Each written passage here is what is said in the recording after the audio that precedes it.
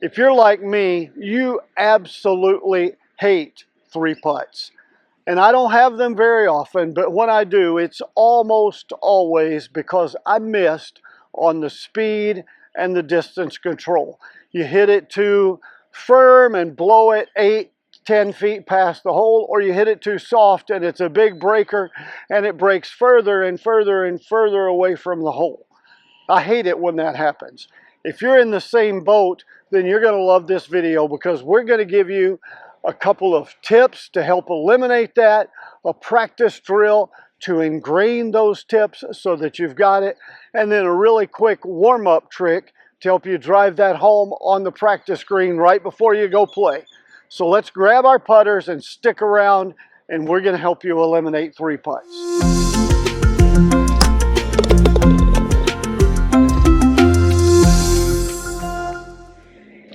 You know, it blows my mind how many times people are reading the green before their putt, and I'm guilty of this sometimes too, and we focus so much on the line that we forget to take into account the speed. And speed matters. In fact, line and speed are related to each other, and you have to blend them. So tip number one, if you want to manage speed and distance control, is you've got to include speed in your green read. In fact, I want you to start doing this. Step off the distance for every putt. I do that. I step off the distance on every putt. The reason I do that is multiple. The first reason is the green reading system that I use, Tour Read, requires me to do that so I can calculate the exact number of feet and inches for the break of a putt, even a really long one. Second thing is, if I start stepping off putts, then I know in my mind this is so many feet. And as we progress in this video and I show you the drill that we're going to do and the practice technique that we're going to do, that will help. But you got to step off your putts so you know the distance. As you're stepping it off, ask yourself, am I stepping uphill or am I stepping downhill? Because that affects the speed of the putt. Feel those things, but you've got to do that. The second thing is more of a concept, or the second tip is more of a concept. And the concept is you want to visualize the green like a grid and decide what grid are you hitting to.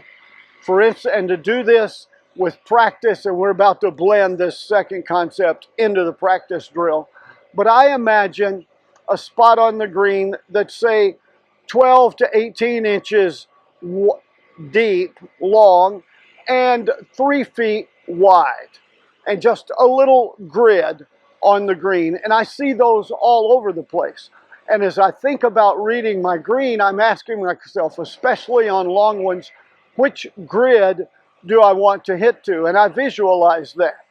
So if, say, like in this one, the ball is or the putt is flat and straight, I'm visualizing a grid starting at the hole, going about 18 inches back, because I want to hit every putt at a speed that will get 1 foot past the hole. So I want to land it, finish it inside that grid. If it's a big, hard, breaking right to left putt, I'm going to visualize a grid out in front of the hole and above the hole on the right. Just the opposite if it's left. If it's an uphill putt, I'm going to envision a grid past the hole. You get the concept there.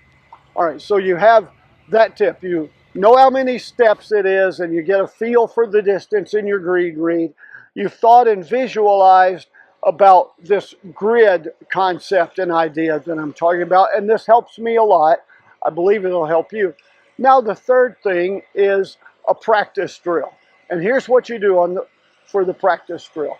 You go out on the green and you put one of those grids down. And you can see here, I've got a grid set up on the green, just one spot. And I used a plain ruler and then a thicker ruler for the front and the back. What I want to do is practice rolling the ball over that front ruler and then stopping it before it goes over the back one. You could use string, alignment rods, or whatever, although alignment rods are a little thick. You'll be hitting putts too firm if you're going over the first one, but something to help you measure or get the concept down. And then you step off from that, your distance. So I've got a ruler here, 15 inches out in front of it, I have another one. So now I'm going to step off distances.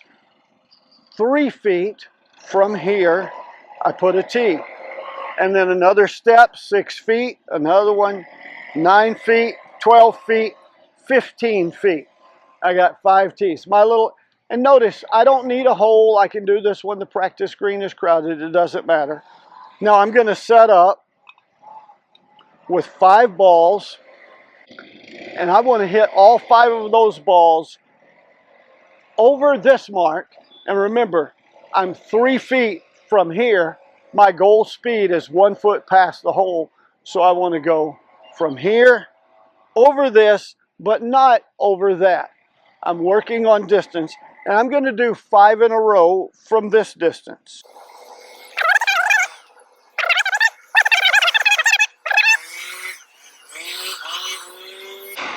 And you're going to think the 3-footers are easy. It'll surprise you. Probably half of you, it's going to take 2 or 3 tries to get 5 in a row. Then you back up to 6 feet.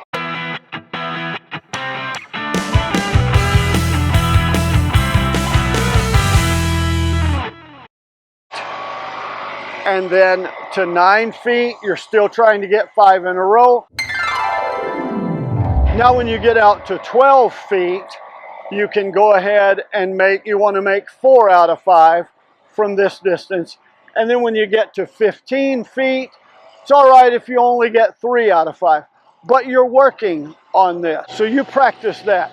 And what you're doing is you're developing a feel for, hey, this is a 3-foot stroke. This is my stroke for 6 feet or 9 or for however many steps. And you get that out to 5 full steps or 15 feet. And then you can easily, if you're 30 feet away, you can double it. You can say, oh, that's another 2 grids longer. But you get that in your mind and you'll have a good feel and control for those. Now I know what you're thinking. Well, the green speeds change every day and from course to course. Yes, they do. So here's what you do. Once you've dialed this in, you've got the thought process in your mind. I'm thinking about how many steps it is. I know the stroke for that number of steps. Now I go out to the course, and today the course is not the same because it's a new course or it's faster or slower. Here's what you do right before you play, and it only takes 2 balls. So you go out on the practice green before you play. You take 1 ball, put it down, and you think, okay, I'm going to hit my 15-foot one. This one's a little bit uphill, so I'm going to factor that into it. And so I've hit my stroke that I call my 15-foot stroke. I'm going to drop another ball here. Now let's walk it off and see how I did. 1, 2, 3, 4, 5. And I'm about a foot past 15 feet. That's okay. I can live with that. I'm happy with that. So I got to feel these greens are maybe a little bit faster than what I expected because I feel like I hit my stroke right. So now I've dropped my second ball. I'm going to try to hit this one to that ball, and I'm really working on same distance and the same line. I'd love for these 2 balls to just barely touch each other.